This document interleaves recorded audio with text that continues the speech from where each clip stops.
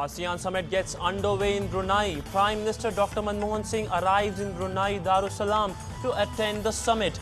Greater economic ties high on agenda.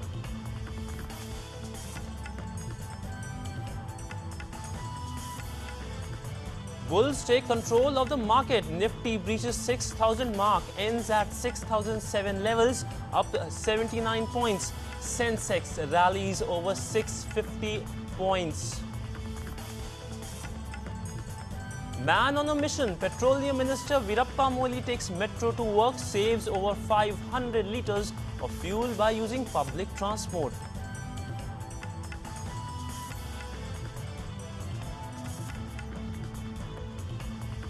Third month in double digit as exports zoom 11%, imports crash 18% for September. Trade deficit contracts to a 30-month low. US shutdown day 10. US President Barack Obama offers an olive branch, says willing to hold budget talks. IMF warns of major consequences of the US debt default.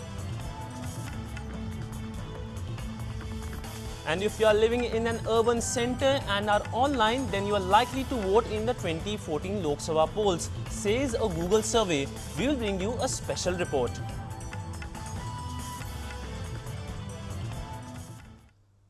Hello and welcome to Doordarshan News. I am Sidhant, Sibal, and you're watching Business Wrap, your one-stop destination to all the business news of the day. We have a power-packed show lined up from markets to exports to the big ASEAN summit. Let's begin.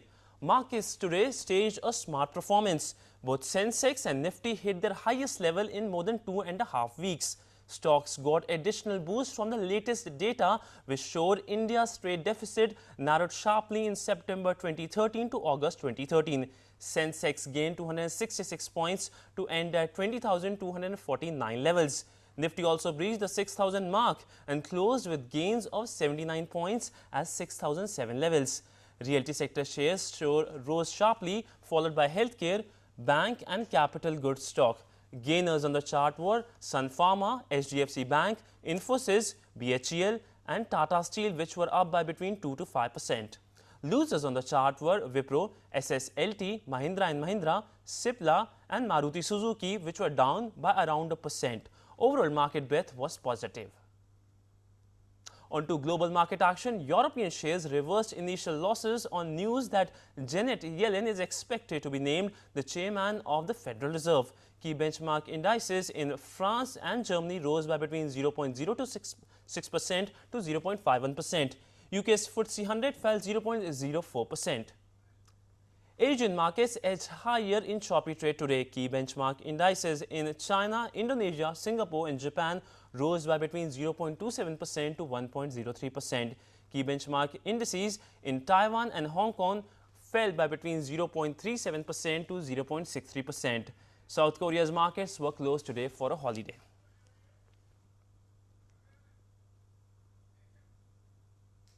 Good news on economic front. The trade deficit for the month of September has fallen to a 30-month low. This is due to sharp fall in imports and rise in exports. Imports dipped by 18.1% in September to $34.44 billion.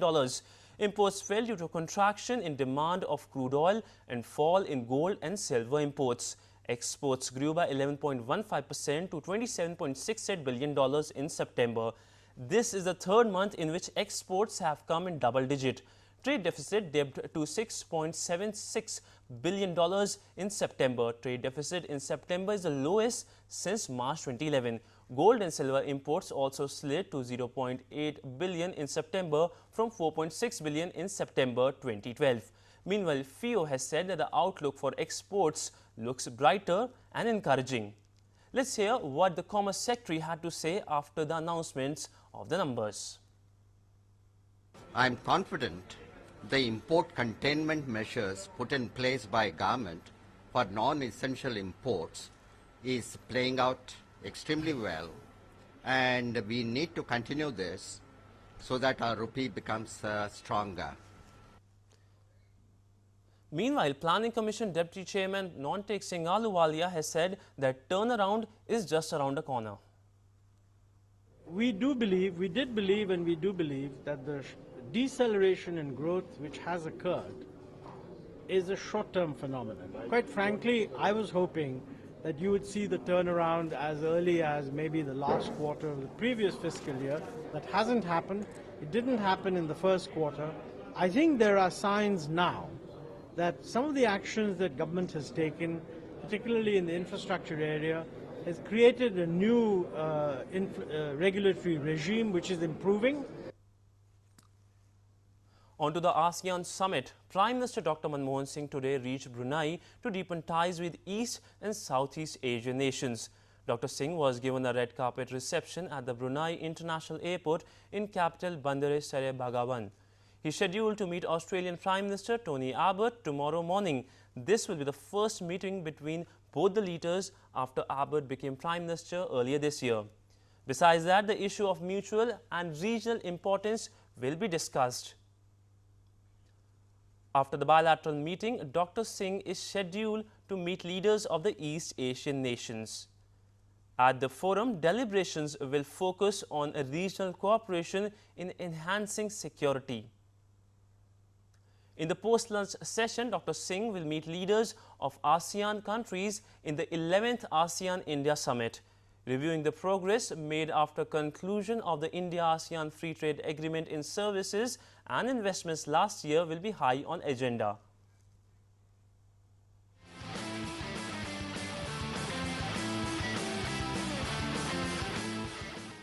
Brunei Darussalam is all set to host the 23rd ASEAN Summit and host of bilateral summits between 9th to 11th October.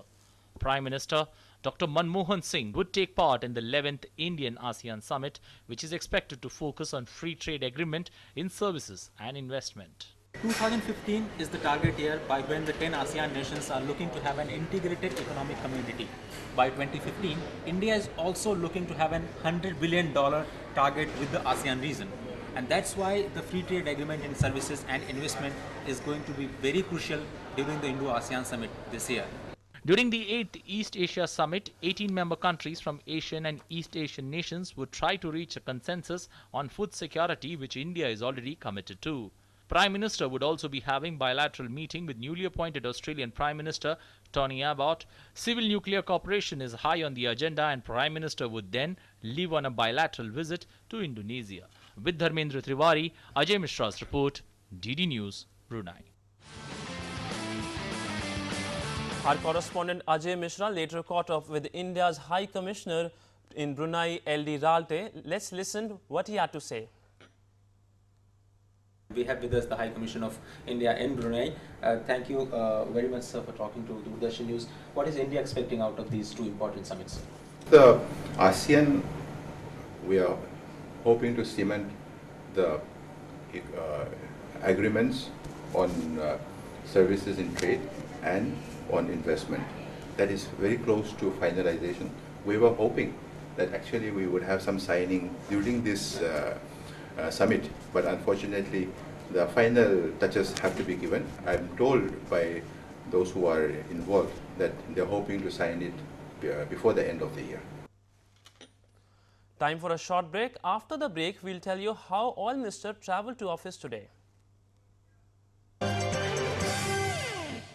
तारीख बदलती है, आंकड़े बदलते हैं, तस्वीरें बदल जाती हैं, लेकिन सच नहीं बदलता।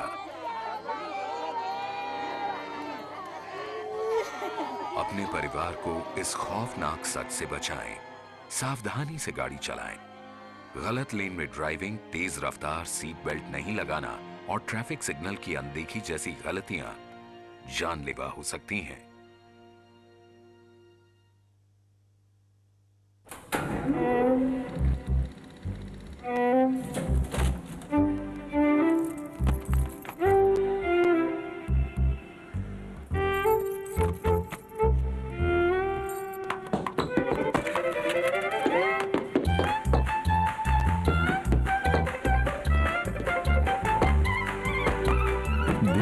साथी चाहे कुछ भी कहे, जो कॉन्डम का साथ न छोड़े वही है मुकद्दर का Sikandar. Welcome back. It was a sight worth a watch. All Minister Veerappa Moily today took a metro to go to his office. Moily and all officials and staff in his ministry will travel by public transport every Wednesday. This step is to spread awareness about fuel conservation. And the good news has already started to come. Import figures came today, and the primary reason in the drop of import numbers was the drop in crude oil import numbers. Year on year, crude oil imports fell by $5.9 billion in September 2013. As soon as the petroleum minister stepped out from his 3 Tughlaq Lane road, hordes of camera and media personnel waiting for the minister surrounded him. Moily, riding on his fuel conservation campaign, walked for almost 500 meters to reach Racecourse Road metro station. Drive some consciousness in the mind of the people that saving petroleum is saving India's energy and saving the foreign exchange. Then ultimately, because ultimately the country has to be saved. This is I must also say that this is a sense of patriotism, because I said in many places that ultimately the country has to become energy independent. The destination, Central Secretariat, was 2 stops away. Mahatma Gandhi has said, if you want to see the change, be the change. Petroleum Minister Veerappa Moily's this is a small step in travelling through public transport medium will go a long way in inspiring people about conservation of petroleum products. India, which imports 80% of petroleum requirements, spends a huge sum of foreign reserves to buy it. While there are certain usages which cannot be compromised, research have shown if we keep a watch on consumptions and usage of public mode of transportation is encouraged, India can save billions of dollars worth of foreign currency. This metro ride may not be as easy and comfortable as his AC-driven car, but then Petroleum Minister Veerappa Moily has ensured that people are aware about the petroleum conservation and save energy for the future generation. Though there were mixed response from public at this initiative, few laughed it off, while a few thought it will create awareness about the fuel saving. Petrol को conserve करना है, उसको save करना है, तो उसके लिए better यही रहेगा कि जितने भी मिनिस्टर्स हैं और जितने भी गवर्नमेंट सर्वेंट्स हैं, मतलब कि सीनियर लेवल के ऑफिसर्स हैं, they should stop travelling in their cars and they should start travelling in the public transport system including metro and buses. मुझे नहीं लगता इससे कुछ भी इफेक्ट होने वाला है. मिनिस्टर ट्रैवल कर रहे हैं, इससे यही होने वाला है कि लोग लेट होने वाले हैं. इससे ज़्यादा मुझे नहीं लगता कोई इफेक्ट होने वाला है. बहुत फर्क पड़ेगा, पब्लिक में जागरूकता आएगी, लोग फॉलो करेंगे और फर्क पड़ेगा, बहुत फर्क पड़ेगा. एक आम पब्लिक को तो जो है लगता है कि हाँ एक वीआईपी जब चल सकता है तो जो है एक मिडिल मैन, एक मिडिल क्लास जो है वो भी कोशिश कर सकता है चलने की. People may or may not agree about the impact of this once a week travel by the petroleum minister. But most of the officers and staffs did not use their personal vehicle on Wednesday. So if the change begins from the top, change will surely usher in. With camera person PC Joshi and Neeraj Singh, this is Abhishek Jha for DD News, New Delhi. So change will surely usher in.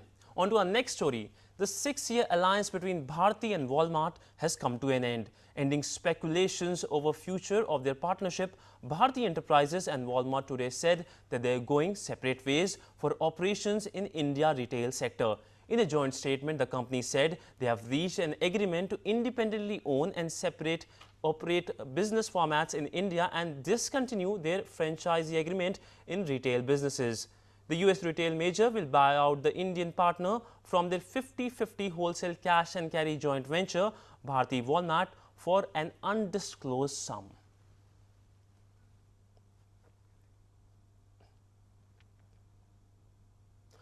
If you live in an urban area and you are online, then you are likely to vote in the 2014 Lok Sabha polls. This is according to a Google survey.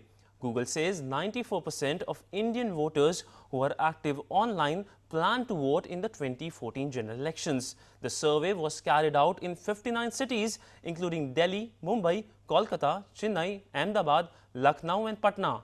But the survey also says that 42% online urban voters are undecided whom they will vote.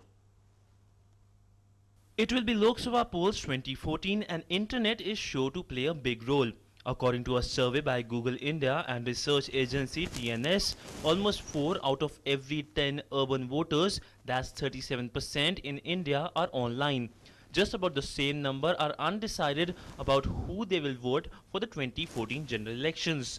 Survey also says 85% of online urban voters have voted previously. The Google TNS survey said that the biggest consideration for online urban voters is the local candidate, almost 36%, followed by political party, that is 35%, and only 11% of those surveyed said they would vote for a party based on its prime ministerial candidate. Google Trends shows most searched political parties were Bharatiya Janata Party, Indian National Congress, Aam Aadmi Party, Bahujan Samajwadi Party, and Shiv Sena. And the most searched politician in last 6 months was BJP's Prime Ministerial candidate Narendra Modi, Congress Vice President Rahul Gandhi, UPA Chairperson Sonia Gandhi, Prime Minister Dr. Manmohan Singh, and Aam Aadmi Party's National Convener Arvind Kejriwal. And the top elections related how-to queries were how to get election card, how to find electoral roll number, how to get election card online, how to vote, how to check status of election card.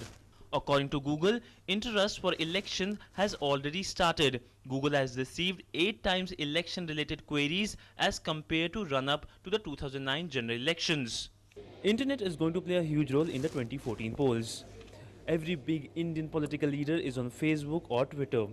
And one thing is for sure, if you have to play a big role in the real world, you have to definitely play a big role in the virtual world too. With camera person Puran Singh Joshi, this is Sidhant, Sibal, DD News, New Delhi. And now time for another short break.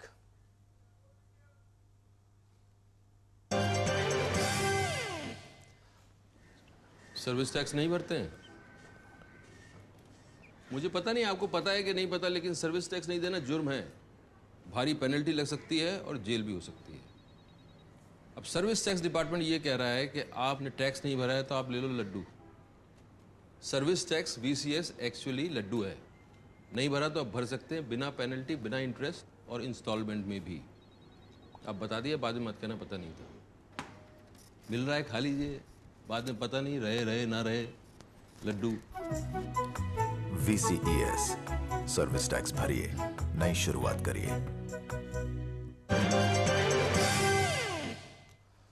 Welcome back. The US President Barack Obama has said that he is willing to hold budget talks with Republicans, but not until they agree to lift threats against the US economy.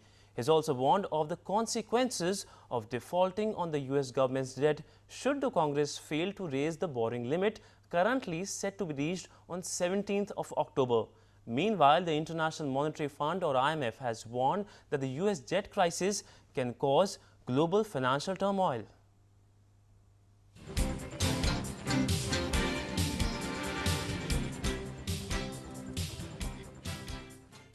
The stalemate in Washington continues. Days into a government shutdown, a bigger storm looms as on October 17 deadline to raise the country's $16.7 trillion borrowing limit approaches. In an impromptu news conference at the White House, President Obama said he is willing to talk to House Speaker John Boehner with one exception. Let's stop the excuses. Let's take a vote in the House. Let's end this shutdown right now. Let's put people back to work. Shortly after this, Boehner offered this rebuttal. There's no boundaries here. There's nothing on the table. There's nothing off the table. I'm trying to do everything I can to bring people together and to have a conversation. Meanwhile, the economic stakes remains high, says Oliver Blanchard, chief economist at the IMF. If there was a problem lifting the debt ceiling, it could well be that what is now a recovery would turn into a recession or even worse. On Monday, U.S. defense contractor Lockheed Martin said it would put 3,000 workers on unpaid leave, warning that number would rise if the government shutdown continued. That announcement followed United Technologies' decision to lay off 2,000 employees temporarily, saying manufacturing had halted because there were no government inspectors working to sign off products. Business Desk, DD News. They say if the US sneezes, the world catches a cold. India and US are deeply linked when it comes to trade relations. Let's look at how the trade between two countries are doing, and really if the US sneezes, will India catch a cold? The ongoing US shutdown has now entered its second week. Impact in India is still not known, though policymakers like Arvind Mayaram have assured of minimal impact. But let's decode the Indo-US economic relations. India's economic relations with the US is going through a rocky patch. FDI from US has sharply fallen in past few months, but the share of exports to US in India's total exports has picked up after a dip during the financial crisis to stand over 12% at present. The share of India's imports from that country in its total imports have fallen slightly from the 2008-9 level. In FY 12-13, a US share in India's total imports were 5.14%. India mainly exports jewelry and textiles to US, though pharmaceuticals and chemicals have increased their share lately. It's difficult to produce pharmaceutical products and chemicals in US due to stringent environmental laws. In value term, much that is being imported too are metals and stones. Immigration is a flashpoint. Indian immigrants to US among all the immigrants in that country has steadily increased every decade. India-born immigrants are however concentrated in professions different from other immigrants. Indian immigrants are concentrated in sectors such as management and IT, while other immigrants are focused on service and personal care industry. Service remains a big link between India and US. India is virtually back office of every US company. Business Desk, DD News. Indians are the most committed to their employers. That's according to a recent survey. The survey says India has one of the lowest rate of job change in the world. The survey also says key factors influencing job choice is personal fulfillment and personal growth. Benefits comes a tad lower. Take a look in this special report.